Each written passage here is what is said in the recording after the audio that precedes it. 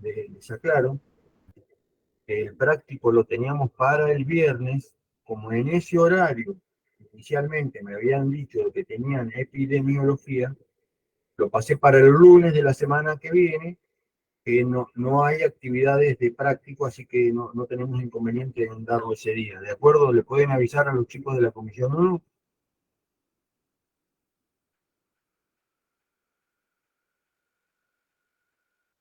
¿Me están escuchando, chicos? Sí, profe. ¿A qué hora? En el horario común, 15:30 horas. Listo, ahí aviso. Avisa, bueno, arrancamos con la clase del día. Hoy vamos a ver lo que es lesión y muerte celular. Hasta ayer habíamos visto los cambios de adaptación celular, pero hoy vamos a ver aquellas situaciones. Ayer vimos esto, vimos adaptación, pero hoy vamos a ver esta situación en donde esa adaptación eh, ya no tolera, para lo cual está genéticamente programado y se vuelve, o sea, se transforma en una lesión celular. Esa lesión celular van a ver cómo puede ser reversible o transitoria o cómo puede ser grave y irreversible, ¿de acuerdo? Esto es un poco lo que es la célula normal y el ciclo de lo que es la lesión reversible y la lesión irreversible, en donde en la lesión irreversible eh, el principal elemento, la principal entidad que vamos a ver es la de necrosis. Estas son las causas de lesión celular, estas son las causas últimas de lesión celular. La restricción de oxígeno, en aquellos casos de hipoxia o isquemia, agentes físicos externos como los traumas, la radiación, los fármacos, los agentes infecciosos, las reacciones inmunológicas. Estas son las principales causas de la lesión celular. Lo que ustedes tienen que tener en cuenta es que en el tiempo, en el tiempo, los cambios macroscópicos y microscópicos ultraestructurales muchas veces no se ven en el momento en el que se produce la lesión, se demoran, de manera de que muchas veces los cambios microscópicos y macroscópicos suelen llevar un tiempo, no lo van a ver inmediatamente. Mecanismos bioquímicos de la lesión celular, estos están perfectamente determinados ahí y explicados en esta diapositiva. Esos son los mecanismos íntimos bioquímicos por los que se produce la lesión celular.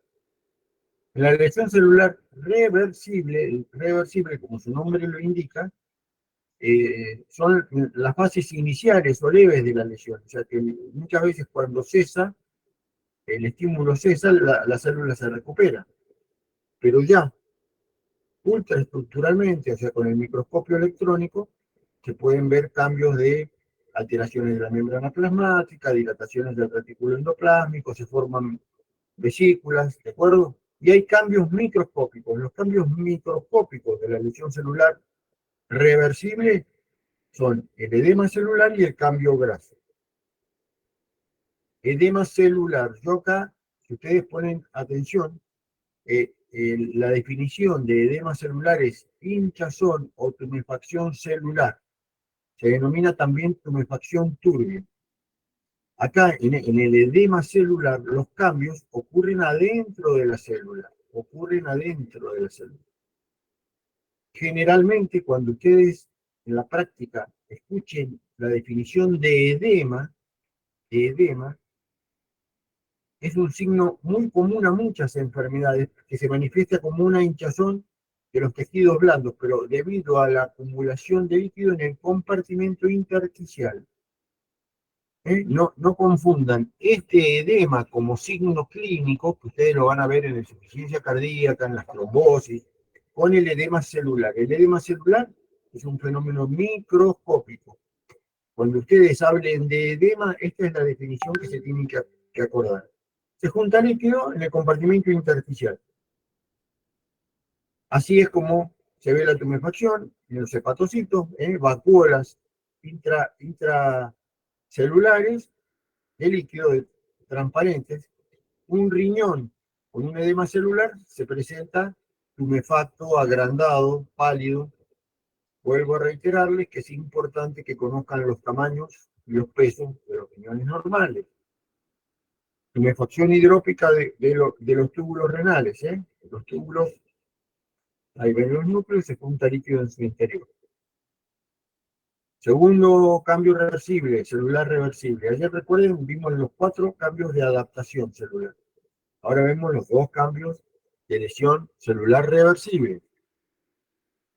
Hay, en lugar de juntarse líquido, se juntan triglicéridos o grasas en el interior de la célula. Se producen más frecuentemente en 2 lugares, en el hígado y en el músculo cardíaco, y generalmente se relaciona con patologías que provocan hipoxia, o sea, déficit de la llegada de oxígeno, o causas tóxicas o causas metabólicas. Lo ven en los pacientes con sobrepeso, en los pacientes con hiperlipidemias, que tienen síndrome metabólico. El síndrome metabólico es una conjunción de desórdenes endocrinos y hematológicos. Desde el punto de vista macroscópico, el órgano aumenta de tamaño y se vuelve de un color amarillento. Desde el punto de vista microscópico, pueden tener pequeñas vesículas, o cuando se juntan muchas de esas vesículas, se llama macro, y cuando hay aún más grande la acumulación, quiste graso. Este es como se ve un hígado graso, fíjense que está aumentado de tamaño. Obviamente, para que ustedes tengan una noción de esto, deberían tener el saber cuál es lo normal.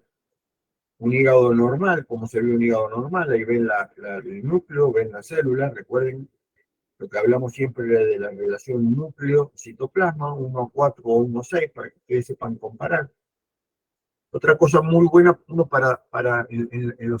cuando está viendo microscopía para comparar tamaños es buscar por ahí un linfocito, que siempre hay un linfocito o un glóbulo rojo. Entonces ustedes saben, están entre las 7, 8, 10 micras, y eso lo usan en comparación con los núcleos los núcleos eh, de las células que quieren comparar. Acá se juntan las vacuolas adentro de los hepatocitos.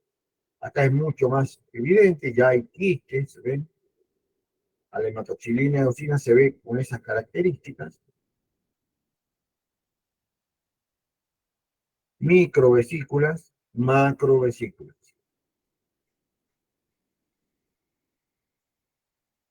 Vamos ahora a la lesión celular irreversible. Ya en este caso, la célula ya no puede volver atrás. Entonces, las 2 formas más características de lesión celular irreversible son la necrosis y la apoptosis. En la necrosis, ustedes van a ver cómo hay una digestión enzimática, se produce una digestión enzimática, se escapan las enzimas y hay un escape de los contenidos celulares, en general en todo el proceso necrótico. En cambio, en la apoptosis se forman cuerpos, no hay esa disgregación y hay una fagocitosis de las células apoptóticas y fragmentos. Eso lo vamos a ver ahora a lo largo. Lo que yo les decía ayer, necrosis, ¿cuál es la definición? Es el proceso morfológico que sucede en la célula mortalmente lesionando. Viene del griego, necros, cadáver o muerte, y osis, proceso patológico. Lo vimos ayer. Es siempre un proceso patológico. Siempre que hay necrosis es porque es una enfermedad. Lo que suele ocurrir es que hay una desnaturalización de las proteínas, pérdida de integridad de las membranas, extravasación y digestión enzimática de la célula. Suele haber alrededor del proceso necrótico un proceso inflamatorio. ¿Cómo se ve a la microscopía? En general, toda la necrosis, hay eosinofilia, o sea que aumenta el color rosado de la célula. El interior se vuelve un aspecto granular, homogéneo y cristalino, y hay masa de fosfolípidos. Y los cambios nucleares es la pignosis. Pignosis significa que el núcleo se vuelve puntiforme. Cariorexis significa que el núcleo sufre fragmentación, y cariolisis es que el núcleo directamente desaparece, o sea, se licúa. La necrosis, la necrosis hay distintos patrones morfológicos de acuerdo al tejido y a los órganos. Yo acá en este listado en donde están todos los tipos morfológicos de necrosis, yo lo que les he agregado en azul son las formas más importantes de necrosis. Necrosis de coagulación, necrosis de licuefacción o policoactiva y necrosis gaseosa. Esas son las formas más importantes. El resto van a ver cómo es una conjunción de eso. Necrosis de coagulación, siempre se le pregunta, ¿qué es necrosis de coagulación? Y ejemplos. Es la forma más frecuente de necrosis, es la forma más frecuente. En general la causa es una isquemia brusca. Isquemia brusca es que el órgano deja de sufrir, deja de recibir irrigación sanguínea en forma inmediata. Es como si ustedes a una sequía le ponen le bajan una compuerta y en segundos el agua que viene pasando deja de pasar. Eso mismo pasa en el flujo arterial y la isquemia brusca es lo que se denomina infarto. Eso ocurre en la mayoría de los órganos. La única excepción es el sistema nervioso central. Entonces, fundamentalmente afecta a los órganos más sólidos: riñón, corazón, glándulas suprarrenales. La característica que tiene esta necrosis es que la arquitectura del tejido muerto se preserva durante algunos días. Y lo que suele ocurrir es que hay una desnaturalización de las proteínas estructurales y de las enzimas. Se desnaturalizan. Por lo tanto, hay un bloqueo de la lisis de las proteínas. Suele haber pérdida de núcleo, pero con conservación de la célula, de la morfología básica de la célula. Por eso es que las células, durante unos días, se ven como si fueran células fantasmas, o sea, dejan de tener núcleo, pero se preservan las formas. Acá tenemos un área localizada, pálida, de consistencia firme, del miocardio. Esto es lo que se conoce como infarto. Es un área localizada de necrosis de coagulación por isquemia brusca. Esto es lo que ocurre normalmente cuando alguna de las arterias coronarias que irrigan esta zona sufren un colapso agudo, fundamentalmente un émbolo o un trombo. Un trombo es que se forma rápidamente, la sangre se organiza bruscamente, y un émbolo es cuando viaja un fragmento de sangre coagulada y obstruye repentinamente la arteria. Los núcleos, como ven, los núcleos están pinóticos, cariolisis y carioresis, pero fíjense que las células aún conservan su forma. Esto se mantiene durante algunos días, y esos bordes citoplasmáticos son difusos. Por eso es que se dice que como que las células, acá ocurre lo mismo, como que las células eh, se vuelven como fantasmas de la estructura histológica normal. ¿Cuáles son los cambios en el núcleo? Pignosis, cariolisis y cariorexis. Pignosis, cariolisis y cariorexis.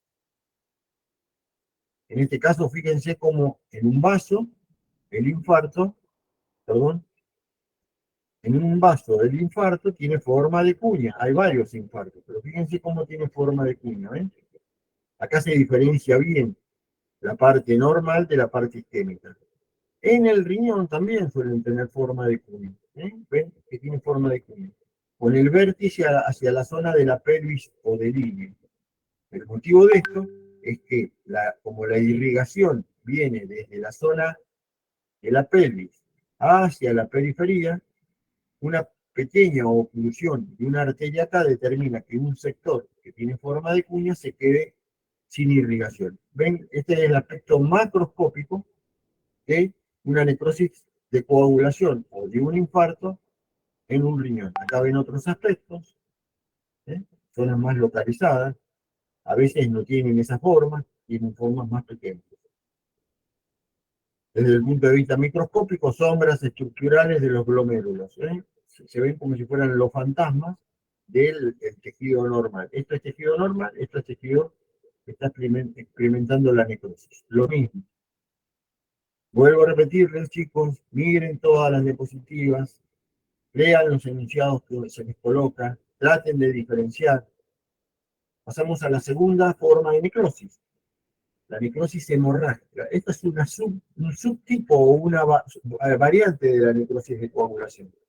También tiene un origen isquémico, pero generalmente se da en tejidos laxos y esponjosos en los que se puede acumular la sangre. Y en aquellos tejidos que tienen una doble circulación, el intestino delgado, el pulmón. En la mayoría de los casos, previamente a la oclusión arterial, hay trastornos de drenaje venoso por los que se va juntando sangre y el drenaje venoso se vuelve lento con toda la rémora de sangre. Suelen haber oclusiones venosas, aparte de la oclusión arterial que pueda llegar a ocurrir. Entonces, los tejidos tienen una congestión masiva y una falta de perfusión tisular. Un ejemplo es la torsión testicular. Vamos a ver los ejemplos. Esto es un infarto intestino mesentérico. Miren el color, el color casi negruzco de las asas intestinales, ¿eh? Están cargadas de sangre, producto de la isquemia arterial aguda y producto de la rémora sanguínea. Así es como se ve macroscópicamente. ¿Se imaginan? Esto es una urgencia, ¿ven? Ahí hubo un vólvulo significa de que el intestino rotó sobre su propio eje y ocasionó la necrosis hemorrágica, este infarto hemorrágico. Fíjense cómo vamos combinando las palabras, infarto hemorrágico. Y tiene ese color característico. Obviamente que esto es una urgencia y el paciente tiene que ir inmediatamente a la cirugía. Aparte de los cambios que veíamos en la microscopía de la necrosis de coagulación, se ven en la congestión o el acúmulo de sangre, un infarto pulmonar, vean las características que tiene, y vean el correlato en una tomografía. ¿Cómo se ve en una tomografía el infarto que ocurrió, el infarto pulmonar que ocurrió? También, si uno les busca la forma, ven que tiene forma de cuña. El motivo es el mismo, desde los bronquios hacia la periferia, es que se produce la irrigación. Una torsión testicular, el testículo en los niños, eh, inicialmente la zona del cordón es muy laxa, o sea, es muy complaciente. Frecuentemente los chicos suelen tener, suele hacer un giro sobre sí mismo y se produce la acumulación de sangre por falta del retorno venoso y la obstrucción sanguínea. Esto ven, ahí ven el testículo que tiene un infarto hemorrágico. Esto, si no se pesquisa a tiempo, el niño, por pudor o porque no le avisa a los papás o por el motivo que sea, no avisa, el tratamiento de esto es la exéresis del testículo. Imaginen un chiquito, 2, 3 o 4 años, que ya de movida tenga una exéresis de los dos testículos, lo grave que puede llegar a ser. Otro tipo, necrosis de licuefacción, también se llama necrosis colicoactiva o licuefactiva. En este caso, es ocasionada por la digestión, yo diría violenta y enzimática, o sea, violenta por las enzimas, con autólisis y heterólisis de todas las células muertas. Se produce por hipoxia o isquemia del sistema nervioso central. También, ejemplo de necrosis de licuefacción, son aquellas infecciones bacterianas, focales o micóticas. Ahí se produce la liberación de enzimas y de leucocitos polimorfos. Profe, Sí, escucho. ¿qué es la heterólisis? La heterólisis significa de que se produce una lisis del núcleo, de las organelas y de la membrana citoplasmática. O sea, licúa absolutamente todo. ¿Está claro? Sí, gracias. Perfecto. Infarto cerebral, miren ustedes la característica. se ve macroscópicamente una masa viscosa semilíquida. Ahí lo tienen, ese es un infarto cerebral. Nuevamente la causa es una oclusión aguda arterial con esas consecuencias. Aspecto friable, miren que es distinto, que es esa zona de la zona normal del cerebro, ¿eh? A veces se producen pequeñas cavidades. Y en la microscopía hay, en la otra, en la necrosis de coagulación, ustedes veían que veíamos algunas sombras celulares, se conservaba la estructura durante algún tiempo. Acá directamente hay una destrucción y pérdida de la arquitectura. No hay manera de ver los detalles celulares. En este caso es en el cerebelo.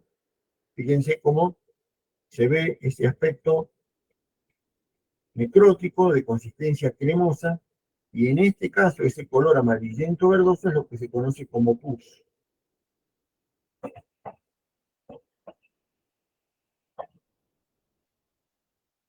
Una infección hepática en donde se ve localizado un acúmulo de, a partir de una infección por bacterias, se ven polimorfonucleares muertos, bacterias y tejido necrótico.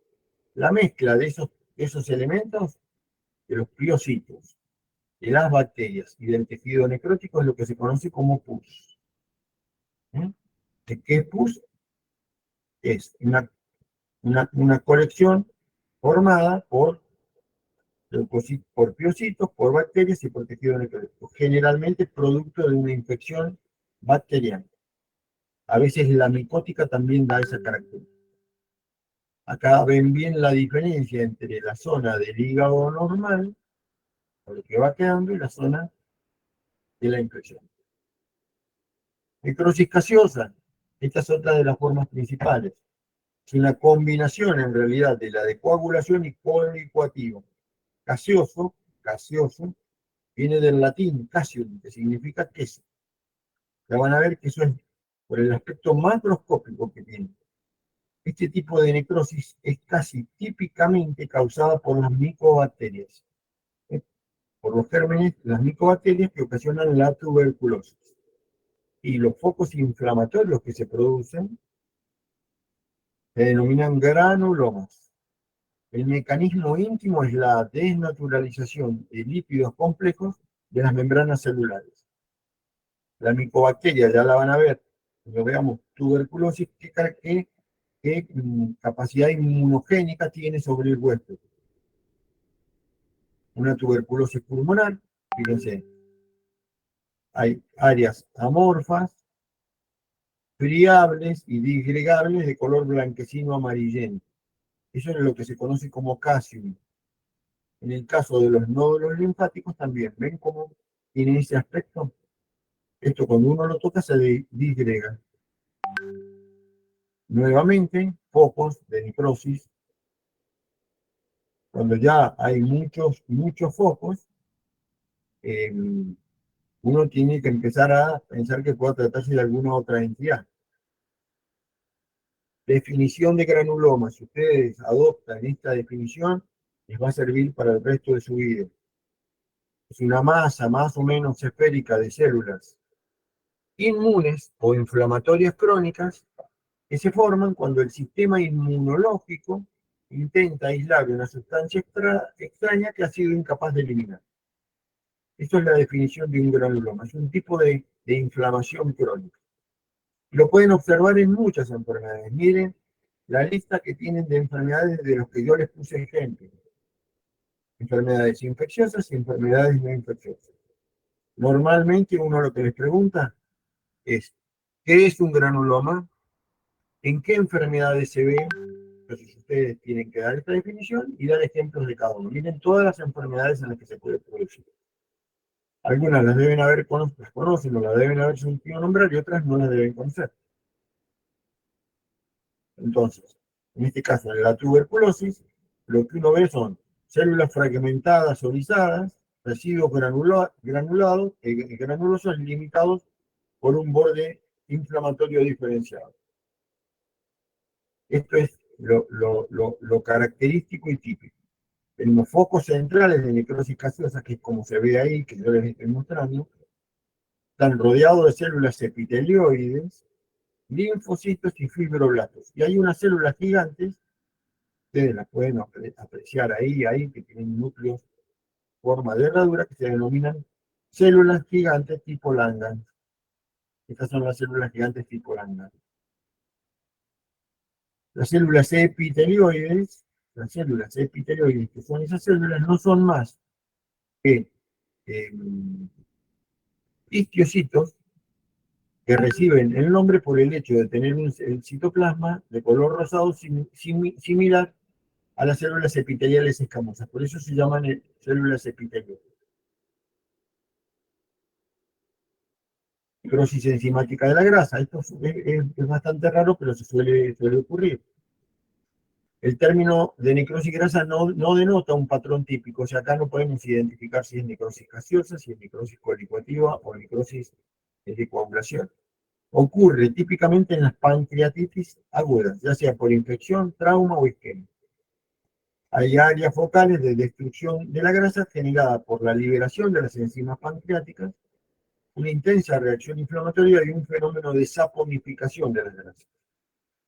¿Qué es saponificar? Es cuando se forman la combinación de distintos productos y se forman jabones que tienen aspecto de tiza.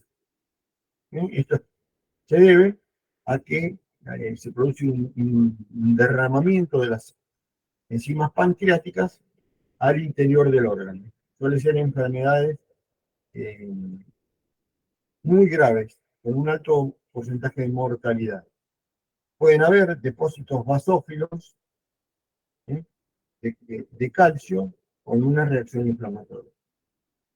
Así es como se ven los focos de necrosis grasa. Esto es el páncreas. Todo esto es el páncreas. Debe ser la zona de la cabeza. Para allá está la cola. Fíjense cómo se ve macroscópicamente la zona de la necrosis enzimática. En color azul, depósitos granulares de calcio. Necrosis grasa de la mama es sumamente rara. Se las muestro nomás para que ustedes sepan.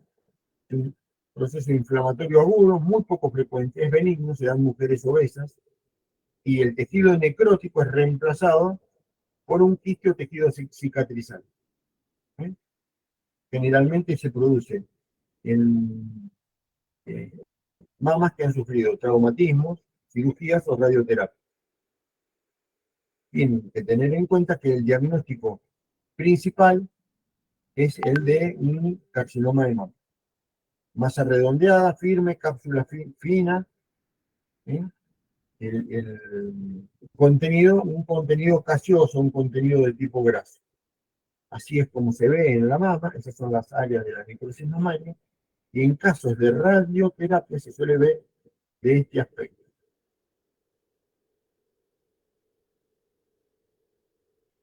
A la mamografía, ustedes ven cómo se ve la necrosis grasa de la mama, y a la ecografía también. Tanto la mamografía como la ecografía sirven para diferenciar la necrosis grasa de la mama de un proceso neoplásico o tumoral. Ejemplos, con los focos de calcificación, las células gigantes de cuerpo extraño. Necrosis gangrenosa, otra de las formas. La gangrena significa putrefacción y es el término de frecuente uso clínico, es un término que ustedes van a escuchar frecuentemente. No corresponde a un patrón específico de muerte celular, sino que es más frecuente en las extremidades inferiores con pérdida de la irrigación. ¿Qué factores predisponentes hay? Pacientes que tienen aterosclerosis, diabetes, ocurre una necrosis, habitualmente de tipo coagulativa, y afecta varios planos de tejido. Eso es lo que se conoce como gangrena seca. Sobre esa gangrena seca se puede producir una infección bacteriana, y es lo que se denomina gangrena húmeda, cuando ya sobre esa gangrena húmeda se le adosa un enfermo que se llama Clostridium perfringens, que produce gas, se denomina gangrena gaseosa. Así es como se ve la gangrena seca, ¿eh? Una placa negra, de aspecto acartonado, generalmente los pacientes tienen un dolor isquémico. El dolor isquémico es el dolor que se produce por la falta de circulación. Todos los dolores isquémicos suelen ser dolores muy intensos. Por ejemplo, el infarto agudo del miocardio, que es un dolor isquémico, es muy doloroso. Tiene una tendencia, la gangrena seca, tiene una tendencia a autolimitarse. Por lo tanto, el tratamiento suele ser la amputación sobre el tejido sano.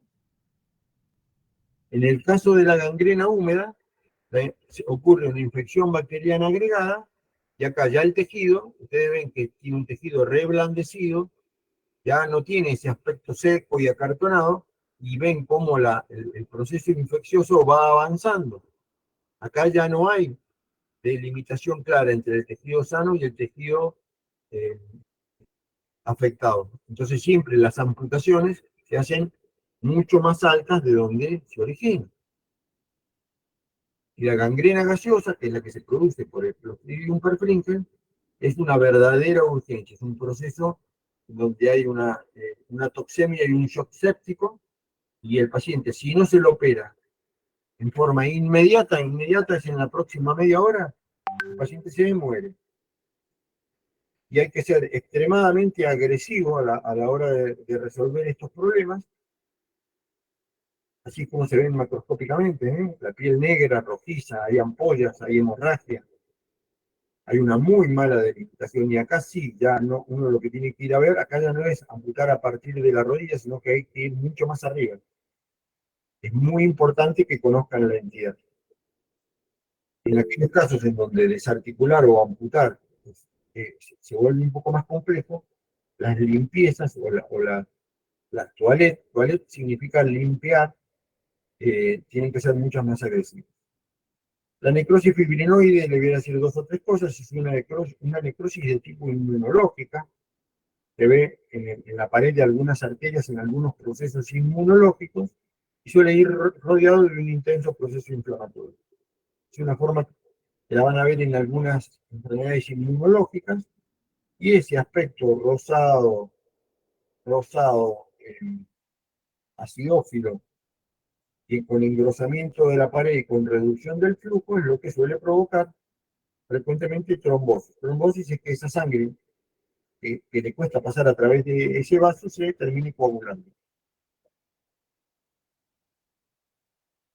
Segunda forma de muerte celular, segunda forma importante. Dijimos que una era la necrosis, la otra es la apoptosis. La apoptosis hasta no hace mucho tiempo no se le daba mucha importancia, pero en la actualidad cada vez se va viendo de que sí tiene importancia.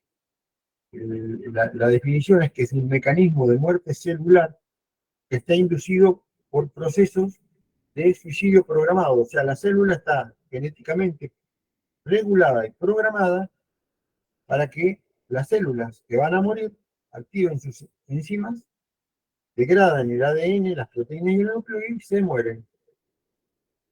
El término apoptosis deriva del griego, que significa caída o desprendimiento, y ese término es a partir del aspecto de los fragmentos rodeados de membranas derivados de las células que se ven.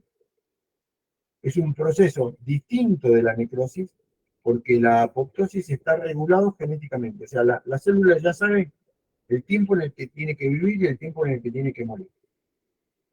Generalmente se utiliza para eliminar células indeseables o dañinas,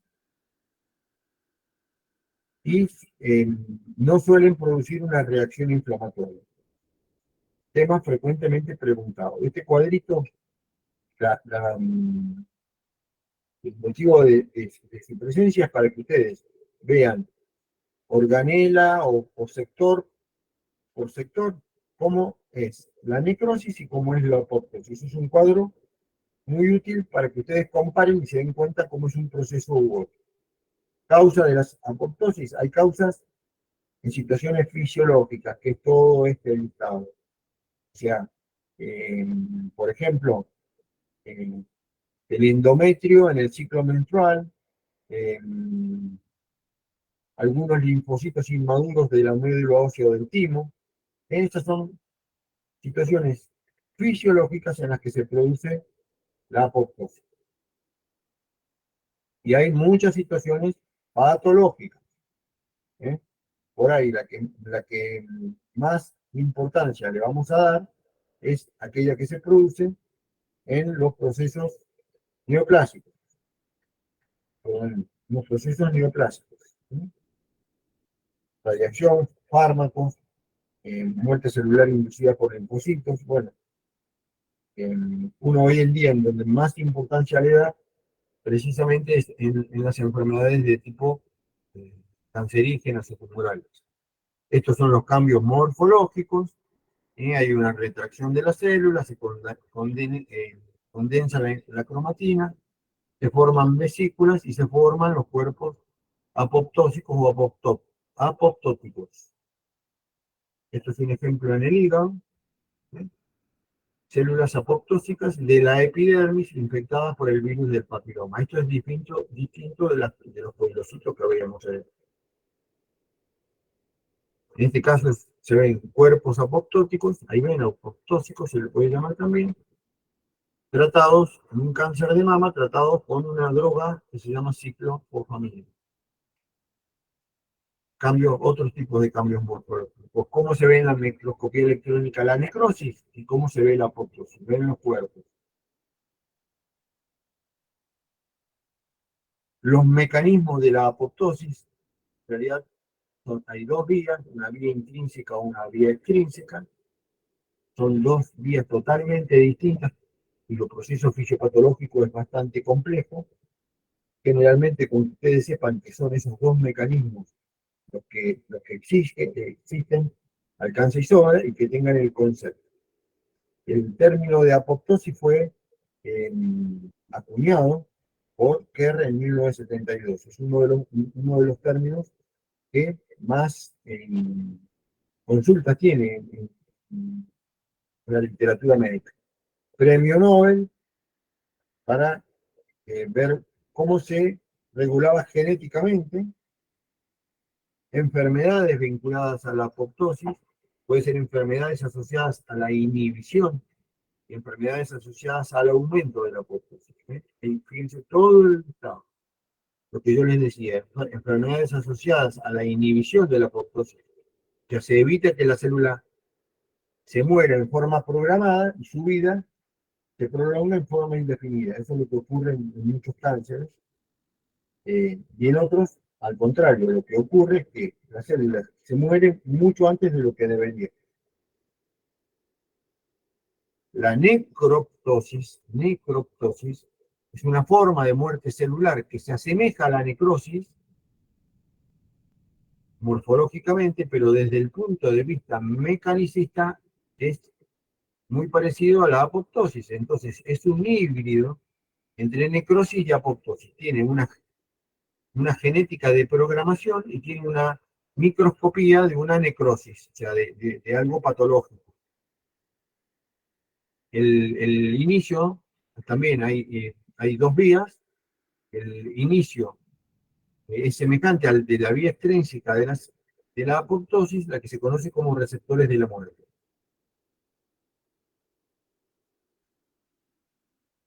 Hay situaciones fisiológicas y situaciones patológicas. Es todas estas las que ustedes pueden ver acá. Se produce una liberación del contenido celular y una intensa reacción inflamatoria.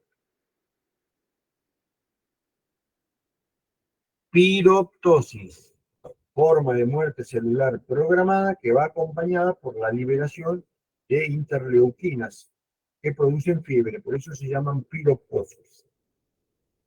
Generalmente ocurre, tiene semejanzas bioquímicas con la apoptosis, pero tiene lugares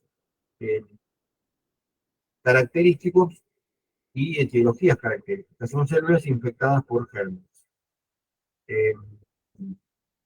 Los productos microbianos en el citoplasma activan un compuesto inmunitario que se llama inflasoma. Ese inflasoma activa captasas de interleuquinas que provocan más proceso inflamatorio y fiebre, aparte de la muerte celular. Este es el mecanismo molecular para que ustedes tengan una idea. El término autofagia significa comerse a sí mismo, y es un proceso. Esto no tiene que ver con las formas de procesos tradicionales. Todo esto son formas excepcionales o que se empiezan a ver ahora. Es un proceso en el que la célula ingiere su propio contenido. Hay liberación del material hacia los lisosomas, los cuales degradan. Y generalmente ocurre en condiciones de estrés. Se produce una reciclación de alimentos intracelulares. Tenemos en procesos fisiológicos y en procesos patológicos. Nuevamente, ¿qué es autofagia? Definición, ejemplos. Está perfectamente estudiado cuál es el mecanismo y cómo se produce la autofagia, y precisamente en el año 2008, que a un científico japonés, premio Nobel de Medicina, por descubrir qué genes regulan la autofagia. Recuerden ustedes que ustedes deben ser amigos y auxiliares de la naturaleza, no sus enemigos. Generalmente es la manera de tratar a los pacientes y de combatir las enfermedades. Entonces, para ir terminando, mensaje de la cátedra: lesión celular, mecanismos y tipos. Lesión celular irreversible, los dos tipos. Lesión celular irreversible, todos los tipos de necrosis con los ejemplos. Definición de apoptosis, de necroptosis y de autofagia.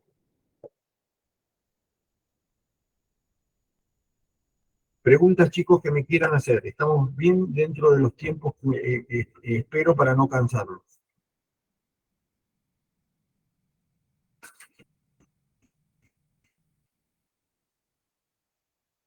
¿Hay Se preguntas? entendió bien, profe. ¿Entendieron bien? ¿Entendieron bien? Profe, Sí, sí. yo tengo una duda con el tema de la gangrena y los tiempos. Sí. ¿Pasa mucho tiempo, decir días, Mirá, semanas? una gangrena seca, vos lo vas a ver generalmente en los pacientes diabéticos. Vas a ver que empieza la uña se pone un poco morada, después el dedo se pone, a la semana lo ves, tiene una falange negra, y a las 2 semanas el dedo, pero lo ves como acartonado, como momificado. Entonces, te da tiempo de ir pensando e ir decidiendo cuándo vas a hacer la cirugía. Cuando ya tenés la gangrena húmeda, ahí el paciente ya no lo dejas ir, lo internás, se le coloca antibióticos, y ya se piensa que la cirugía tiene que ser en 2 o 3 días. Y eh,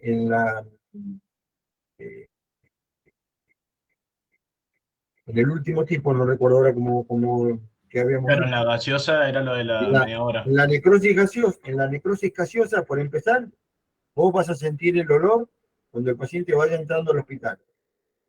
El diagnóstico te lo va a hacer el ambulanciero o el que está de vigilancia en la entrada, y lo pasás directamente al quirófano. Ahí es una cuestión de, en minutos, es de vida o muerte. Si vos no lo operás, se te va a morir. Esos son los tiempos. Perfecto. Muchas gracias, profe. Pero vos tenés que recordar el concepto de necrosis seca, húmeda y gaseosa. Tiene una necrosis gaseosa, super urgencia. Profe, a mí no me quedó clara la diferencia que había entre la necrosis de coagulación, la hemorrágica y la colicuativa. La necrosis de coagulación se produce por isquemia. Se produce por isquemia en la mayoría de los órganos, excepto la del sistema nervioso central. Y tiene características histológicas propias. Cuando esa necrosis isquémica, o sea, cuando ese infarto, cuando esa falta de interrupción brusca de la circulación se produce en el sistema nervioso central, en lugar de producirse necrosis de coagulación, se produce necrosis de licuefacción, que también se produce en aquellos lugares en donde hay una infección bacteriana. ¿Está entendido? Sí, profe, muchas gracias. Fíjate bien, mira el ejemplo, mira las imágenes y te vas a dar cuenta, te vas a dar cuenta bien. ¿De acuerdo? Nos vamos a Sí, sí. tomar en 5 minutos de descanso y seguimos, chicos, ¿de acuerdo? Ok. Ok, Son, profe. son y cuarto, a las y 20 seguimos.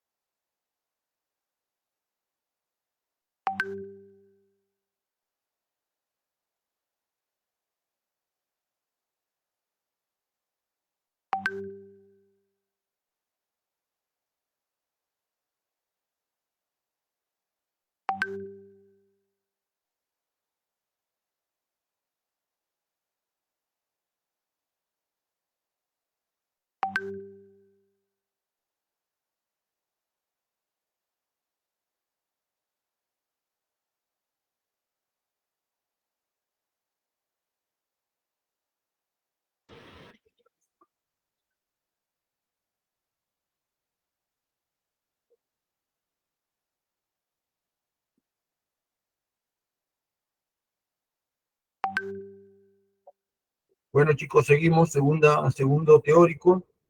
Acá con este vamos a ir completando lo que es eh, la parte que se conoce como patología general no neoplásica. O sea, todos estos conceptos, todos estos temas son muy importantes que ustedes lo sepan, que después en el resto del año y a medida que vayamos viendo eh, las enfermedades de los distintos órganos, aparatos y sistemas, vamos a mencionar necrosis, vamos a mencionar apoptosis.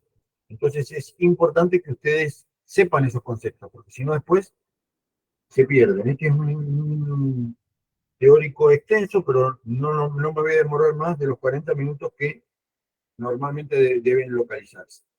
Acumulaciones que deben utilizarse. Acumulaciones intracelulares. Son aquellas alteraciones metabólicas en donde adentro de la célula se acumulan sustancias que en condiciones normales no deberían estar y que pueden ser perjudiciales o potencialmente lesionadas, ocasionadoras de lesiones. Se pueden ubicar en el citoplasma, en las organelas, en el núcleo, y estas sustancias pueden ser sintetizadas por las propias células o venir de otro lugar. Estos son los mecanismos, las cuatro formas principales de acumulación anómala. Se eliminan inadecuadamente, se elimina una sustancia endógena, hay falta de degradación de algún metabolito, hay depósitos o acumulación de sustancias exógenas por falla de los mecanismos enzimáticos. La mayoría de las acumulaciones intracelulares son reversibles, salvo en las tesadulismosis, que son enfermedades por almacenamiento. Es el mecanismo por el cual se produce, no es nada más que un resumen o imágenes de los mecanismos anteriores. Acumulación de lípidos, en este caso triglicéridos. La acumulación de lípidos se denomina esteatosis o cambio grasos. ¿En dónde se localiza? Principalmente en el hígado, pero también en el corazón, músculo y riñón, y la causa principal es el alcoholismo. Acá, como yo le decía, fíjense macroscópicamente cómo se ve un hígado normal, cómo se ve un hígado graso. O sea, todas las enfermedades anteriores, el alcoholismo, la toxina, la desnutrición, la obesidad, da lo que se conoce como hígado graso, que hoy está súper de moda. Teniendo en cuenta hoy los niveles de alcoholismo, o sea, de alcoholismo, de consumo de alcohol, no califiquemos la enfermedad, es frecuentemente que se vean hígados grasos. Generalmente hay núcleos, la microscopía se ven núcleos preservados y están desplazados, fíjense ese núcleo cómo está desplazado por esa vacuna. Los núcleos se desplazan por esa vacuna. Principales causas son las que mencionamos anteriormente. Esto es un hígado normal y esto es un hígado graso. Vean la diferencia que hay. Células con citoplasma normal, células con acúmulo de grasa intracitoplasmática y desplazamiento del núcleo. Depósitos de colesterol y ésteres de colesterol. Acá, recuerden que el colesterol es un metabolito que es muy importante en la síntesis de las membranas celulares. En la microscopía más o menos es semejante, hay vacuolas intracelulares, y acá como ejemplos del acúmulo de colesterol y ésteres tenemos la aterosclerosis, la presencia de santomas y de santelasma. El santelasma es el acúmulo de lípidos en los párpados, ¿eh? Perdón, santomas es el acúmulo de lípidos en los párpados y los santelasmas en las articulaciones. La aterosclerosis es el acúmulo de células en el músculo liso. Generalmente, fíjense cómo se reduce el calibre de la arteria, en este caso es una arteria importante. Hay una reducción del calibre y el acúmulo de la grasa en la capa íntima, que cuando uno lo ve a mayor aumento, son las células llenas de vacuolas de colesterol y de ésteres de colesterol. A su vez hay muchos macrófagos que están fagocitando y llenos de esa característica. Santomas y santelasmas, los santomas, no sé si se los dije bien anteriormente, es el acúmulo de las células en la dermis y en los tendones. Se ven esos nódulos, esas protrusiones. En cambio, los antelasmas es el acúmulo en la dermis y en los tendones. Perdón. En la dermis, en las zonas perioculares generales. Santomas, santelasmas. Santomas, santelasmas. Siempre están relacionados a estados hiperlipidémicos. La colesterolosis, esto es una vesícula biliar abierta, fíjense cómo tiene ese aspecto de fresa sobre un fondo rojo, ese puntillado dorado, que no significa otra cosa que macrófagos llenos de grasa. Eso es lo que se conoce como células escumosas. Esas son las células escumosas. Se pueden acumular también proteínas,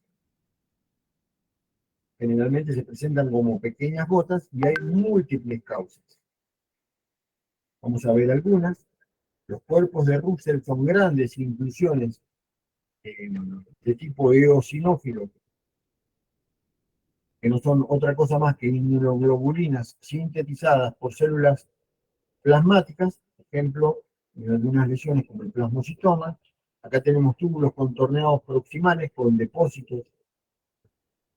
Y el ejemplo quizá característico del depósito de proteínas es la amiloidosis. La amiloidosis es un término genérico que agrupa un número de enfermedades que tienen en realidad la característica de que en todas ellas se deposita un material extracelular que se denomina sustancia amiloide. Esa es una sustancia proteica insoluble que es resistente, tiene características tintoriales particulares. Es una enfermedad que no tiene cura, tiene diagnóstico, y estas son las localizaciones. Hay muchas clasificaciones. Esta es una de las clasificaciones de los distintos tipos de amiloidosis que hay. Una enfermedad, si bien es poco frecuente, se suele ver. Algunas manifestaciones son púrpuras alrededor de los ojos, macroglosia, macro, grande, glosia, lengua, ruptura del tendón del bíceps. Fíjense cómo el bíceps ahí está. El bíceps tiene dos porciones. Cuando se rompe una, el músculo se junta o hace como un bulto más la contracción. Amiloidosis cardíaca, la tinción característica que le da ese color especial a la amiloide se denomina rojo Congo. Que el rojo Congo a la luz polarizada da una birrefringencia de color verde, que también es característica.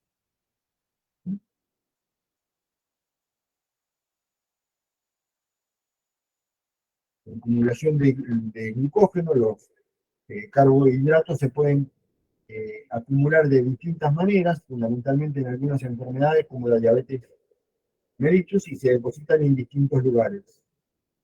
En este caso en el hígado, vacuolas también intracitoplasmáticas. Hay tinciones especiales, en este caso una tinción para diferenciar que esa vacuola sea de glucógeno y no de grasa. En este caso, el glucógeno se marca de un color rojo, rojo fresa, y los núcleos de color azul. Tinción de carmiles. Estos son eh, técnicas que tiene el patólogo en su laboratorio para poder llegar a la diferenciación. Se pueden depositar también en forma intra y extracelular los depósitos de uratos, la enfermedad que se conoce como gota. Los cristales, es importante saber que los cristales de ácido úrico son solubles en el agua y se destruyen cuando se los fija con formalina. O sea, cuando se hace la fijación muchas veces no los van a ver. Los tofos, que es la manifestación de la localización en distintos lugares de los cristales de ácido úrico, aparecen como depósitos en la dermis y en los tejidos subcutáneos. La formación de tofos ya es característica de la gota crónica. Son esos nódulos que se forman en las extremidades. Generalmente la precipitación de los uratos se produce porque en estas zonas hay una menor temperatura corporal. Fíjense, ahí tienen y una falange del primer dedo, falange distal, falange proximal, como el tofo, con ese característica de tiza o gredoso, prácticamente bloqueó la articulación y determinó que había que efectuar la amputación. Depósitos con, otra vez, cuando hay materiales extraños al organismo, aparecen esas células gigantes que son más o menos características. ¿Ven? Hay una célula gigante que no es nada más que la confluencia o conjunción de múltiples histiocitos que engloban en su interior el urato. Con mayor aumento, y pasamos a los pigmentos. En general, se considera que un pigmento es cualquier sustancia coloreada que se puede depositar intra o extracelularmente. Hay pigmentos exógenos y pigmentos endógenos. El pigmento exógeno más común es el que procede del exterior del cuerpo, son los tatuajes y el carbón. ¿Sí? El carbón, en general, se deposita en el interior de los pulmones, en los mineros de las minas de carbón. Se denomina neumoconiosis aquellas enfermedades ocupacionales, o sea, de trabajadores, que en este caso se producen por la inhalación y retención de polvos inorgánicos. Nosotros acá hablamos del carbón, pero también puede ser sílice, asbesto, hierro, berilio, estaño, tal. La antracosis es cuando específicamente se deposita carbón. Es la que se conoce como neumoconiosis del minero de carbón o enfermedad del pulmón negro. Fíjense las características que tiene el pulmón, los depósitos esos negros. Este es un ejemplo entonces de antracosis, los depósitos negros, la superficie del pulmón también con la diseminación linfática de esos pigmentos, cómo se ve a la microscopía, el depósito de pigmento de carbón, generalmente son todos depósitos intracelulares en isquiocitos. Fíjense la magnitud y la gravedad que puede llevar a tener esto. En este caso no solamente vemos el carbón en un lavado alveolo bronquiolar, en una muestra, sino que hay un cuerpo de asbesto. Ya vayan grabándose esto, ese cuerpo de asbesto tiene una forma de una barra con dos globulitos en la periferia. En el caso de un ganglio linfático, ¿cómo se observa? La presencia del depósito una vez más de ese color negro, ese pigmento de color negro. Bueno, hoy en día, por la forma, la vigencia y la extensión que tienen los tatuajes, el pigmento ya no es de un solo color, sino que puede ser de múltiples colores. Generalmente, el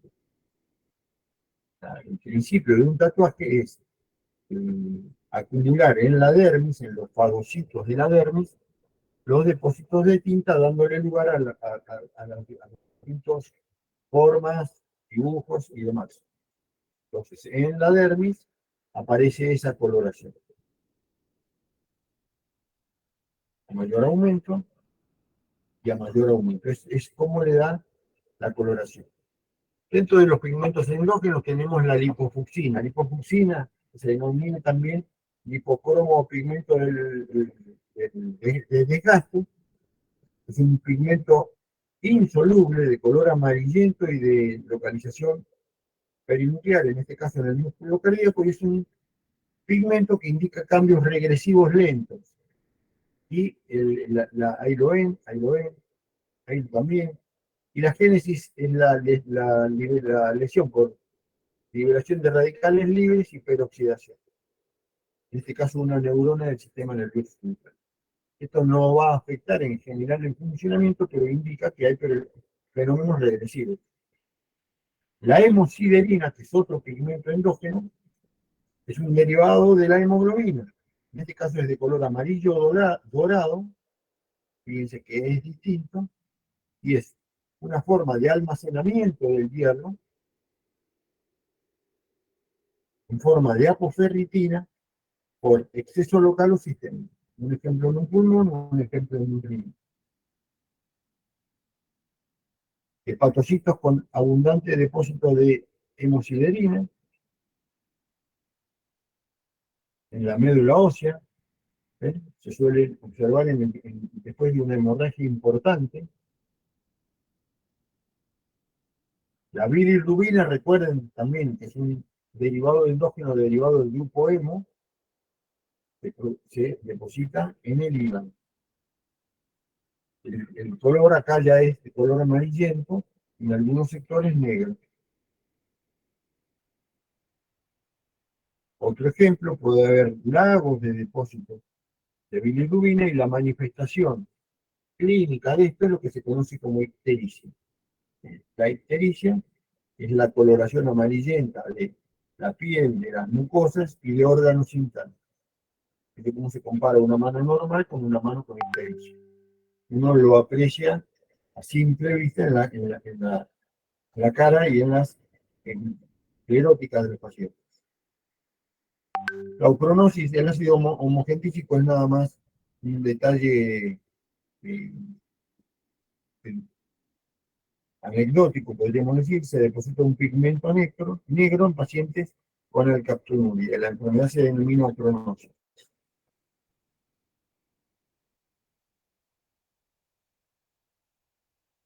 Existen dos tipos de calcificaciones. La calcificación es el depósito anormal de tejidos, en los tejidos, de sales de calcio generalmente, de calcificaciones, en menor medida hierro, magnesio y otros minerales. Existen dos formas. Una que se llama calcificación distrófica y otra que se llama calcificación metastásica. Esto también se les suele preguntar y ustedes tienen que saber al menos determinar cuáles son los tipos y cómo se produce. La calcificación distrófica es la que ocurre en tejidos que ya son no viables o tejidos muertos y el paciente tiene normocalcemia, o sea, ustedes le miden la cantidad de calcio en la sangre y da normal. En la calcificación metastásica, el tejido es un tejido vivo y generalmente hay hipercalcemia secundaria. Calcificación distrófica, entonces, normocalcemia, depósito en áreas de necrosis, de coagulación gaseosa, de cualquier tipo de necrosis de calcio. ¿En qué ejemplo se produce? En válvulas cardíacas dañadas. Habíamos dicho que en todos aquellos lugares en donde hubiera tejido muerto. Válvulas cardíacas, placas de aterosclerosis, cuerpos de Samoma, que ya les voy a mostrar, en algunos tumores, en la abestosis pulmonar. El mecanismo por el cual se produce suele tener un inicio dentro o fuera de la célula. Y en general Cuando ya ven depósitos de calcio, que en este caso suele haber afectaciones importantes. Fíjense, esto es una válvula órtica, que observen la calcificación en forma de granos o grúmulos de depósitos blancos de aspecto arenoso. Esto es calcificación. La misma placa aterosclerótica que habíamos visto antes, esto es en una arteria aorta y esto es una calcificación en las arterias coronarias.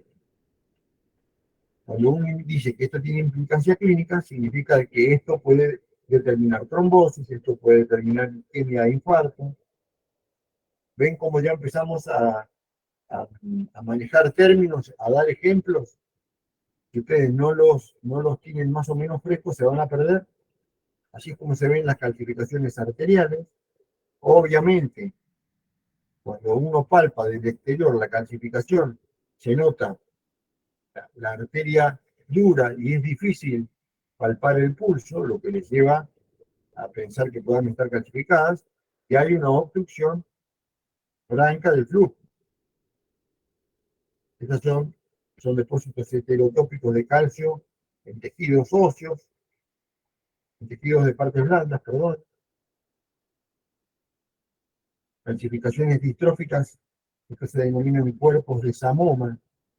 Los cuerpos de Samoma son masas redondeadas que tienen múltiples anillos o capas de material calcáreo. Entonces da origen a depósitos en células lesionadas de hidroxiapatita, que es un mineral asociado al calcio. Así es como se ven, fíjense, son formas histológicas que con las coloraciones especiales, en este caso en un meningioma, que es un tumor del sistema nervioso, da prácticamente unas imágenes hasta artísticas, se podría decir. Otro ejemplo de calcificación distrófica se produce en la asbestosis. Suele haber sales de calcio y de hierro unidas a espículas perladas de cuerpos de asbesto. Ese es un cuerpo de asbesto. Fíjense que se dice que tiene la forma de una pesa, ¿ven? Tiene dos bolitas en los extremos y una barra que las une. Ahí se ven los cuerpos de asbesto. Ahí se ve uno, ahí se ve otro. El asbesto o el amianto, un tipo de material que se usaba antes en las construcciones de techos y demás, pero que es sumamente tóxico, que ahora está en desuso. Y era el ocasionante de muchos carcinomas de pulmón y de carcinomas de la pleura. Fíjense, ese es un cuerpo de asbesto. Tiene ese color pardo y forma de pesa, con mayor aumento. Hacemos ahora la calcificación metastásica. Afecta tejidos normales en pacientes con hipercalcemia secundaria. Fíjense, todas las causas de hipercalcemia que pueden estar provocadas. El hiperparatiroidismo primario o secundario, cuando hay una reabsorción del tejido óseo por metástasis, por tumores, por inmovilizaciones prolongadas, trastornos de la vitamina D y en la insuficiencia renal. Generalmente las localizaciones es el intersticio de la mucosa gástrica de los riñones y no suele provocar disfunción orgánica. O sea, la calcificación metastásica se pesquisa, se diagnostica, pero no suele ocasionar trastorno en el funcionamiento de los órganos. A excepción de casos en donde hay una gran afectación de órganos, ¿sí? Como en este caso los riñones. Paciente con una calcinosis pulmonar difusa, este es otro caso extremo. Miren cómo el pulmón prácticamente tiene múltiples nódulos de calcificación. Esto es un paciente con una insuficiencia renal crónica con una hemodiálisis. Así es como se ven. Otro ejemplo,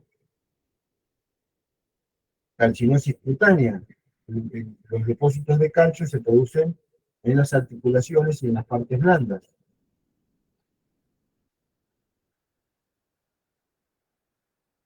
se pueden provocar, en este caso, en escroto, realmente la calcinosis escrotal son estados cuya hipercalcemia, por un mecanismo desconocido, se deposita en el escroto.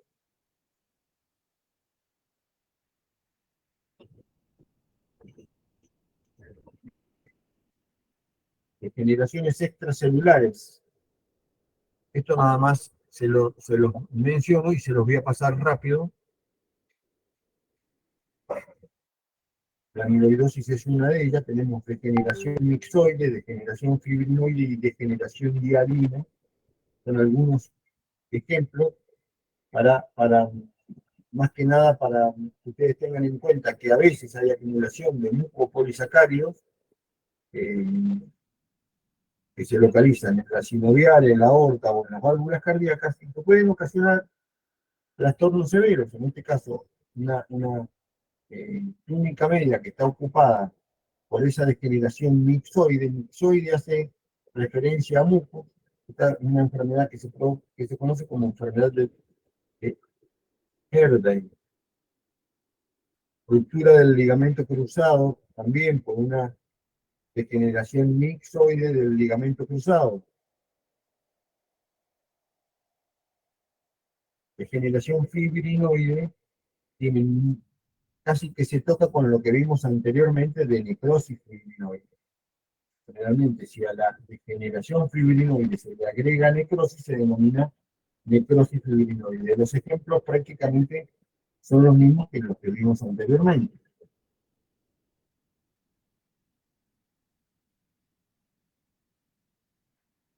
Degeneración hialina. El término hialino en realidad hace referencia a algo intra o extracelular, a un material que tiene aspecto homogéneo, vítreo y rosado.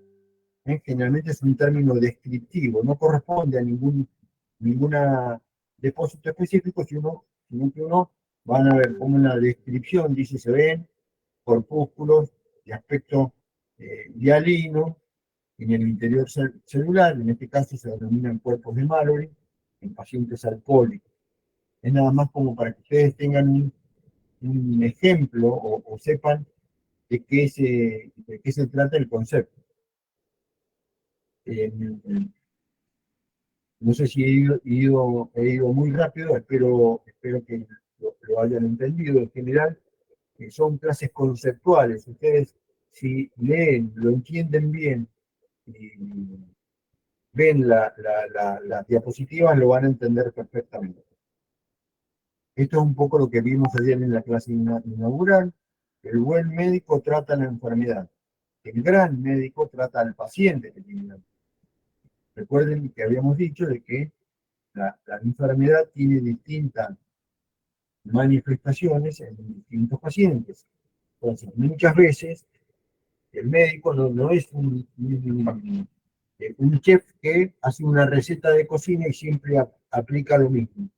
De acuerdo al tipo de paciente con el que ustedes se enfrenten, es el tipo de cura, el tipo de prevención o el tipo de tratamiento que tienen que dar. ¿Qué es lo que no pueden dejar de acordarse? Simulaciones intracelulares, qué tipos hay y qué ejemplos. Saber lo que es la amiloidosis. Pigmentos, definición de los exógenos, de los endógenos y ejemplos. Calcificaciones patológicas, definición y ejemplos, y las degeneraciones. Les agradezco mucho, chicos, la atención. Espero que lo hayan entendido. Si tienen preguntas, me las pueden hacer.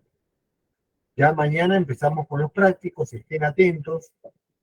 Quizá en los primeros prácticos puede haber alguna dificultad para aquellos que se cambian de comisión, pero va a ser por el primer práctico. Acuerden todos aquellos que se van a cambiar de comisión, al docente a cargo le dicen, doctor, yo estaba en la comisión 3, pero me voy a pasar a la 2, por favor, está autorizada por el doctor Bejanov,